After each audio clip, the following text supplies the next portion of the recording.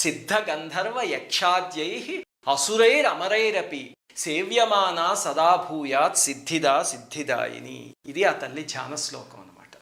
ఏమిటండి ఇంతకీ ఏం చెప్తున్నారు ఇందులో అంటే, సిద్ధులు, గంధర్వులు, యక్షులు, అసురులు, అమరులు వీళ్ళందరూ ఆ తల్లిని సేవించి అన్ని రకాల సిద్ధుల్ని పొందుతారు అని చెప్తున్నారు అనమాట ఇందులో.